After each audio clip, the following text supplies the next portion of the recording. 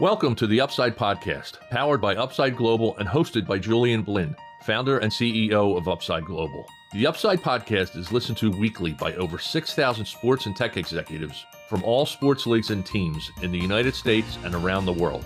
Julian has been developing technologies for professional sports teams for over 10 years and has worked for major tech companies along with sports tech startups. In each episode, Julian interviews global leaders in sports to share knowledge on emerging technology in the sports industry and how these technologies can help improve the performance of individuals and organizations, both on and off the playing field. And now here's your host, Julian Blinn. So today we have the honor of interviewing David McHugh, the Director of Mental Performance at the Washington Spirits and NWSL team. So David, welcome to the show. Julian, thanks for having me. It's great to get on and chat to everybody about all things NWSL and sports psychology. Yeah, no, that's great. It's great to have you on the show as well. So first of all, I'd love for you to tell me about your background, your journey. So if you don't mind, can you share your journey into mental performance and how you got started in the field and what ultimately led you to your role, right, with the Washington Spirit? Yeah, I suppose like a lot of people that get into working in sport, I was an athlete myself, so I was a player in Ireland. Would have played in academy teams in soccer. In Ireland, we say football in Ireland and the UK, but in soccer. So I was a player with an academy team, and I was like 16 years of age, and I broke my leg. And I was out for nine months. I think I got back on the pitch for after 12. And that was always a moment that has stuck with me in terms of the psychology of injury and being injured and not being able to play the game you love, being in school and seeing all of your friends play, but you're not being able to take part. And then feeling when you come back, you never quite got back to the level that you potentially could have got as an athlete. So that was an important experience because I think it always brought questions up. Okay, why didn't I reach my potential? Why didn't I recover from injury? Why wasn't the support there at the time? And then I went and studied a psychology degree, but didn't know psychology or sports psychology was a thing until about halfway through. And then those feelings and those experiences of being an athlete and not getting the support just led me down that route of trying to answer all those questions. How do we support athletes? How do we develop athletes? And at that stage, I was looking to become a coach, and I mean a soccer coach or a football coach at that time. So I did my master's, and I took a break from sports psychology and started focusing on coaching. So I did all of my UEFA coaching badges. So I'm qualified as far as UEFA A Elite, which is like an academy manager's license. So I was working with the Irish underage teams in Ireland as a coach, but then I was also doing sports. Soccer men's team or the soccer women's team in Ireland? So that was on the boys' side, on the underage boys' side, and then I was also coaching in the League of Ireland with women's teams in the academy setup there. Right. So I was a coach, and then I went back and did my doctorate to specialize in sports psychology because I seen a gap where people were focusing on the physical side and not enough on the mental. And I think my background in terms of coaching and sports psychology, I think gives me a unique perspective into environment. And that was one of the things that I suppose led me on to Washington Spirit, having worked in Ireland in academy football, coaching, doing sports psychology. I was also a lecturer. As well, I was an academic. I had done my PhD. A role came up with the Washington Spirit. I applied, and I suppose a lot of things came about at once. I had experience in the women's game. I had coaching experience, so I could support a head coach. I could support the coaching dynamic, which is really important for a sports psychologist. And then I could support the individual players from a mental performance point of view. So I think that was over a 10-year period, but I suppose all of those skill sets sort of combined for the role that was required at Washington Spirit at the time. And I've been with Washington Spirit now just at the end of my third season with the club. That's great. So could you tell me a bit more about, what's your day-to-day responsibility, right? As a director of mental performance, how do you integrate with the coaching and the performance staff throughout the season? Because you've got a I'm sure, a very unique background, because I talk to mental performance coaches. Many of them, they don't have the coaching background like you do, right? So I'm sure you got a kind of a unique role, right, at Washington Spirit. Yeah, I suppose day to day, what my role looks like is you've got your morning meetings, you're in the performance meetings, then you went to your performance and medical meetings, and then you went to the meetings with the coaches. Yeah. So you're in your normal day to day meetings discussing things around the individual players. What are the needs of the team? What's upcoming this week? You're helping the coach maybe what's his messaging for the week? What messages does he want to get across at the start of the week, and use that as setting the tone for the week? Yeah. Then you're observing training, helping people debrief training, meeting players before, after training, setting up individual development plans from a mental point of view. And then you're debriefing at the end of the day. So it's a fairly standard day. But I suppose the way I try and approach my role is look at the performance system as a number of different layers. And when you look at it in that way, the day-to-day stays the same, but what you do week to week and month to month changes. So you've got the individual athlete, and then you've got the team of athletes, and then you've got the individual staff member, and then you've got the team of staff members. And there's loads of subgroups within that. You could have the international players, you could have the rookies, you could have the players that are coming towards the end of their career. And all those groups will have different needs from a mental point of view. Yeah. You have the injured athletes as well. So you're working with individuals, but then you got to consider these groups and their needs, and they'll have varying needs at different points of the year. And then you've got individual staff, and you've got the group of staff. And again, they'll have individual needs and challenges throughout the year. And then you've got all of them working together. You've got the coaching staff. And then you've got, let's say, the GM. And then you've got the fans on the outside and the media. And sometimes when you look at it as like layers of a system, the issue for the individual athlete might be at a higher level of the system. So to help that individual athlete, it's not enough to do one-on-ones. You've got to maybe work with the coach to change their messaging. You've got to work with the tone or the culture of the group to improve the experience for that individual. And sometimes you work with the individual to try and change the culture as well, because maybe they have the influence to do that. So day to day, it's trying to look at what's happening in the environment, what's happening in the system, and how do we help people navigate this environment to try and help performance and well-being. And at different points of the year, at the start of the year, I sort of periodize the year in terms of, can we develop a group dynamic and a shared understanding of who we are, what we do, and how we do it. And then during the year, you're in that day-to-day flow of games. So what I'm always trying to do is trying to think 2 to 3 weeks ahead. So is there something we can do this week that will help us in 2 weeks' time? So for example, let's say coming into playoffs, you know, you're going into the knockouts, you know, there's a high likelihood a game could go to penalties. So we need to have a plan and a routine for how we're going to deal with that. But earlier in the year, you're trying to look at the most obvious things you know will happen. And the most obvious thing I think that can happen in any game is, we know we're going to start the game level. It's going to be 0-0 to start. And then we're going to go ahead or we're going to go behind. And then from there, it could go back level again. And we could go ahead or behind from that. So we know there's basically 3 moments of the game that are going to happen in most games. And we can have a plan for that. And it's trying to take that principle. What's the most obvious thing that's going to happen over the next week, 2 weeks, 3 weeks? And can we do something this week that will help us over the next couple of weeks? So I always find myself trying to help the coach and the staff think about the next couple of weeks, even though the priority is this weekend's game. You always have to look ahead, right? So I guess the coaches are busy with the day-to-day stuff, but you're trying to be ahead of the game. And I'm sure you have to kind of maybe explore different scenarios, right? What if we go penalty? What if we don't go to penalty? You know, because it could be different things, right? I mean, but you have to be ready no matter what. Yeah.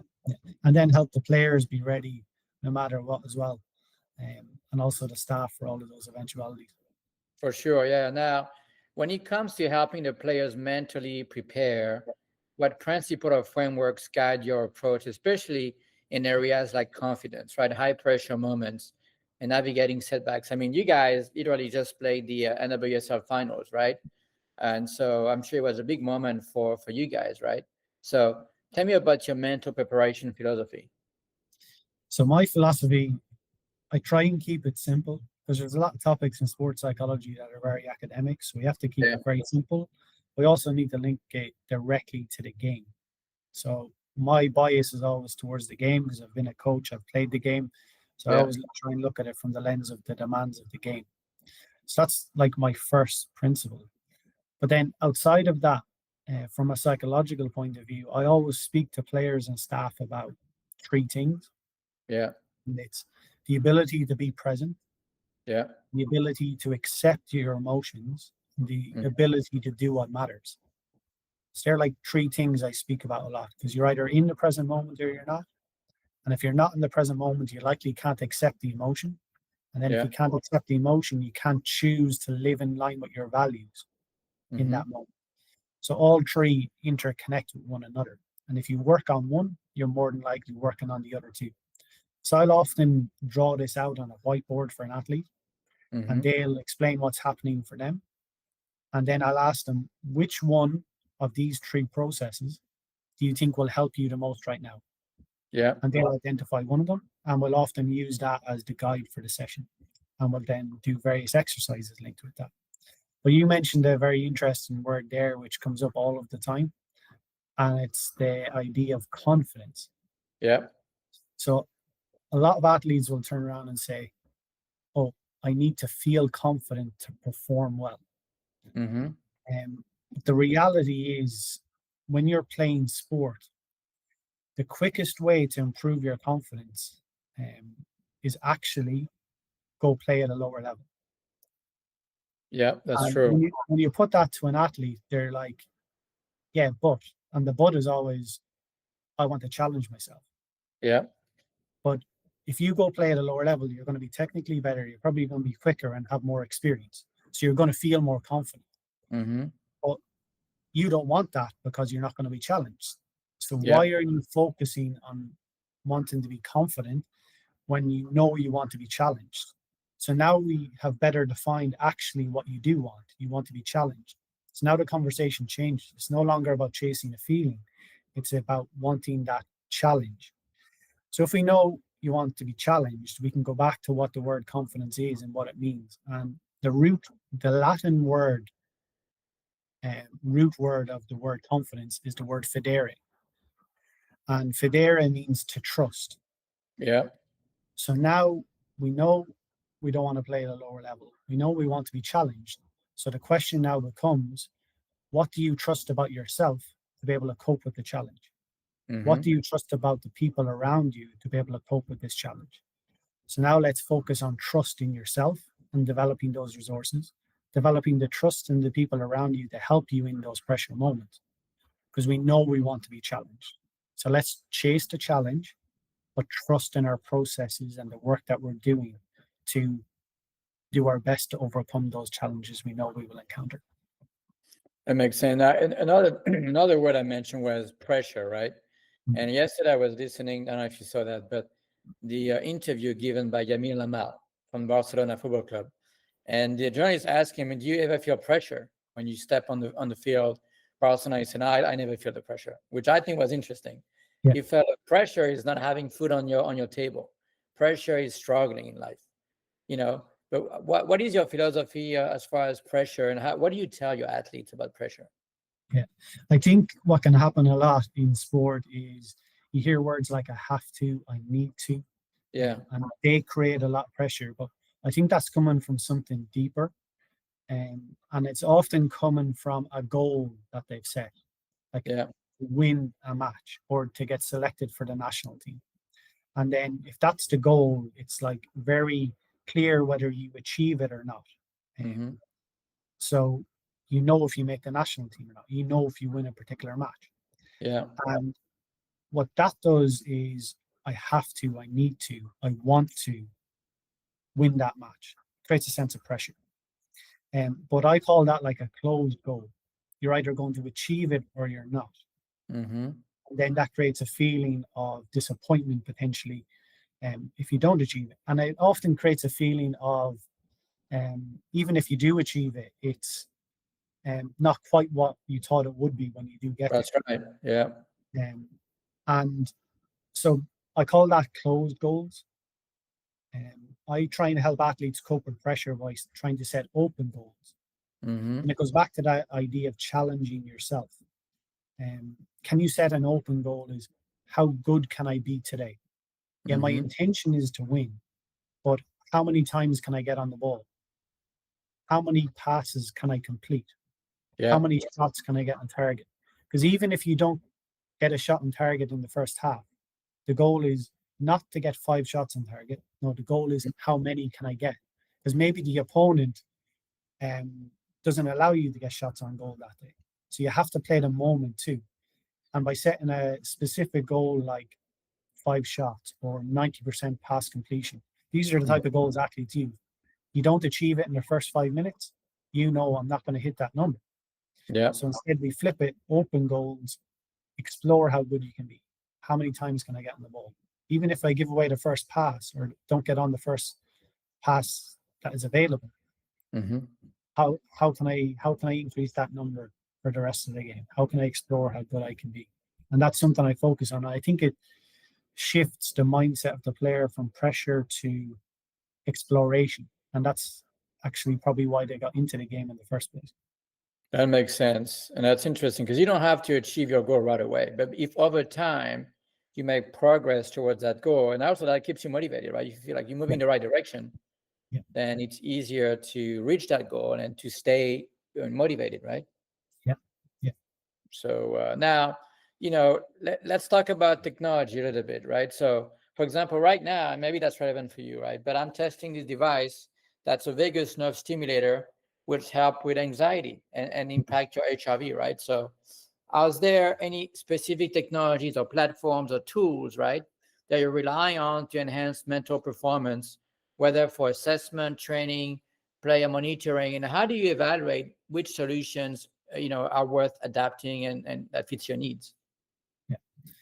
So the first thing is mental performance in sports psychology. I think is very like how do I describe it? Education heavy. So you have to give education in order to get the athlete to buy in, see the value, and then implement it. So I think the first thing in sports psychology and mental performance space is there's a lot of like tools out there nowadays. And we can educate athletes through technology nowadays on like what is confidence, what is anxiety, what is various topics in sports psychology. And that's something I try and do. I try and educate mental performance coaches myself. I mentor them. And I just think nowadays with the technology available, Zoom, Google Meet, we can educate more practitioners on what sports psychology is and what good is. So I think that's the first thing. The second thing then getting into like very like specific types of technology. I'm a bit old school in terms of how I deliver sports psychology. It's about the relationship. It's about the needs of that individual, and it's trying to influence the whole organization. But one thing I do rely on is video. And you'll see performance analysts, they'll use sports code, they'll use all these technologies to track athletes and their performance. But we can also use that to monitor mental performance. So, for example, what is their body language when they have a closed goal? I need to get 5 shots on target versus an open goal. And we can compare and contrast their behaviors in that. We can compare and contrast their behaviors in different game states, as in when we're winning versus when we're losing. Now, that's very manual at the moment. But I think where the technology is going to get to with AI is we're going to be able to track players through AI and video and be able to monitor their body language and being able to help them coordinate better as a team. Like, in my opinion, speaking to people that know more about the technology than me, that's where it's going to go. My understanding is in sports like baseball, They're already doing biomechanical analysis. That's right. Now that needs to be scaled up to be able to track 22 players at once through video. Now that's a difficult thing to do from a technology point of view, but I would think that's the direction we're going to get to in soccer. And I think with that, we're going to see greater insights, greater data from a mental point of view. So that I'm using video a lot now, but I think that's where it's going to get to. And I've spoke with other practitioners, and they think it's going to get that way too. To then get back to what you're saying around the vagus nerve, now I have came across technology before, and I actually spoke with somebody who works with Red Bull. They would use a lot of technology. And one thing I have seen with that is, and I actually advised an athlete to do this before, to be able to calm their vagus nerve and reduce the sense of anxiety, and the vagus nerve is linked with that, was just putting their head in a bucket of water and ice. Oh, I've seen that before. And it activates the don't know the exact term, but there's basically receptors around the face, and if you can activate them, stimulates the diving reflex, which can activate the vagus nerve. And when I showed the athlete the video of a diver doing it and seeing their HRV come down, so that was the education piece, and that was simply a YouTube video. And then I went through the theory of the vagus nerve, helped them understand it, and then 3, gave them, if you have a bucket at home, you got a basin, put some ice, cold water in it, you can activate your vagus nerve at home, bring that sense of relaxation to your body and to your mind. So when you do that, does it increase your HRV so you're more relaxed? Is that what it does? So the idea is that it gives that sense of relaxation and calms the body, and to be able to bring that sense of relaxation to yourself if you're in a heightened state. And the divers use it to be able to better regulate their heart rate, so they can dive to greater depths. So that when we think about performance, that can help athletes perform potentially more under pressure, particularly in closed skill sports. Somebody asked me a question before, they're from a rugby background. They're like, well, could we activate it quickly for the kicker before they take a kick by getting like a really cold towel? And maybe in theory you could, but it's a very hard one to do from a practical point of view. But maybe with a piece of technology like you've just shown, it can be better integrated into those pressure moments in theory. And some of those devices, you can actually measure HRV at the same time. So, because I feel like a lot of teams are measuring HRV, but how do you impact HRV, right? Breath work, I mean, there's not enough modalities, I think, to do that. So I think it's, but that technique that you mentioned, I've seen it, but I didn't think about using that to help to be more relaxed, right? But I've seen advertising on that, and I was like, that's very interesting. So now, last question I want to ask you is, obviously you've done coaching, you've done mental coaching, right? Performance. Which parts between the two, which one do you like the best? Or you have a preference, or you just like them equally both? Ooh, good question. That has changed, like, let's say over the last 10 years. It was coaching, and then it was sports psychology. And now I think it's just about trying to take both perspectives and use both perspectives and wherever they're most impactful. So do I have a preference? I do miss coaching. I love the game.